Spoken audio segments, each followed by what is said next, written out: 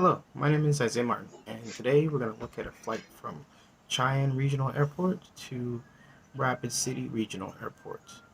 Please forgive the background noise.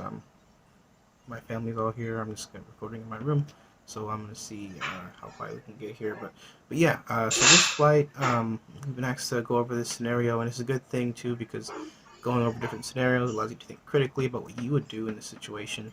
And this situation is interesting also because it involves a unlit area, unlit destination, where you have basically a lightning strike and it takes out your runway and area lights down at your destination.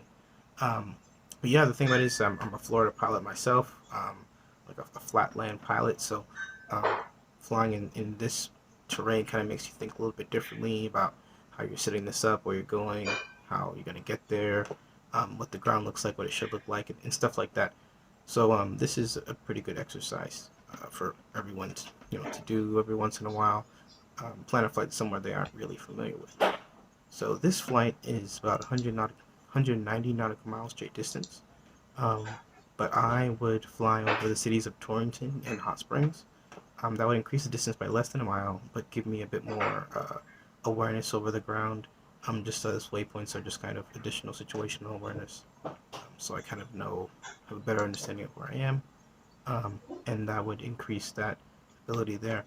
Um, Both airports will be towered at the relevant departure and arrival times, um, and the another thing is the altitude. Flying in Florida again is a lot closer to sea level. Um, you know, very close to sea level where I live. So 6,000 feet sea level had made me think. Sea level had me think about different things related to density, altitude, and taking off in higher altitude conditions and just flying in those less dense areas and lower temperatures as well. In this being night, also we're going to have a generally lower temperature because of everything that's going on there. This flight scenario does have us. There is moisture in the air from the forecast they've given us, and there is isolated thunderstorms forecasted at the point of destination. Um, just trying to keep myself on point here, looking at some different notes. Um, just going into different aspects of the flight.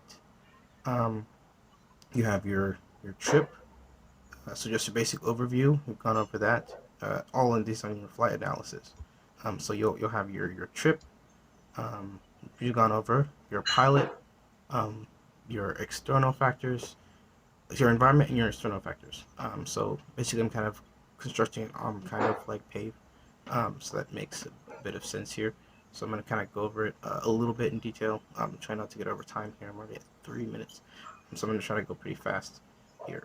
So they didn't give us too much for pilot um, as far as information except for fatigue. Fatigue is an important thing here because um, when you're coming into land here, especially at the with the less density, higher density altitudes where you have a lot less dense air, you have the opportunity to encounter like conditions where you're starved of oxygen, maybe hypoxic symptoms. Flying at altitudes above 5,000 feet MSL is generally known to decrease the ability of the eyes because the eyes use a lot of oxygen. So those are considerations to consider, just to take into account up there. So that will be something we are to monitor and to plan appropriately for. Plan an altitude a bit lower, the topography of the flight, the um, the terrain is expected to lower as we get closer to Rapid City, from 6,000 feet MSL down to around 3,000. So that should be better for us there, but that is a factor. Moving on to the aircraft. Aircraft is a Cessna 172 G1000. It is an aircraft I'm very familiar with flying. I've got most of my hours in it, and this pilot also has gotten most of their hours in this aircraft as well. We also know that because this aircraft has been flown for hire, and the specific applications of it being rented from a flight school, that it should have its landing light per FR 91-205. So we can assume that we have a landing light on this aircraft. Looking at the environment and weather, and we have good visibility, but we have 3,500 foot clouds descending down 2,500 foot clouds at destination. And again, we have the isolated thunderstorms coming in later today. Um, looks like we have enough runway to make our distances here based upon the other information. Um, we have a passenger with us. This passenger can provide a form of stress here as far as external pressures go. And that fatigue, again, is another issue as we move into making our decisions. So, as far as landing this plane at Rapid City with this new scenario with the lights failing, I would consider trying to make this flight in general.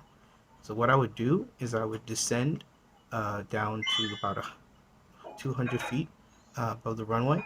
The runway itself is very long, over a mile long, 8,000 feet long. So I would descend here, try to see if I can see anything with my landing light. If I don't, I'm coming up again. Maybe I can fly around, do another approach, try contacting the ATC. Maybe the tower itself has some lost power, just some of the lighting systems. We'd see what's exactly what we had to work with, what we didn't have to work with. Um, but ultimately, I try again. I think in this situation, I could rely on being able to land here. This is not too as dangerous of a situation as it could be, in my opinion. And also, we have our 45-minute required reserve necessary to help us out in this situation. We could always divert to Sturgis Municipal, which has fuel, so we'd be able to land there and be safe. I think we have enough to make an informed decision here, and I would try to make this landing if possible. I think given what we have in our resources, are familiar with the plane, our landing light, and the fact that this is kind of a clearer um, night here, uh, save all those clouds and to isolate thunderstorms. I think we could make a better, more informed decision before we immediately decide to divert out of there. And yeah, so that's kind of that's my thought process here. I didn't get as much as I wanted to get done. I have a bunch of more notes I can talk about. But yeah, reviewing situations like this is very educational for pilots because it forces me to look at things that I wouldn't normally look at, analyze things I wouldn't normally analyze, and make everyone just me a better pilot in this instance. Thank you.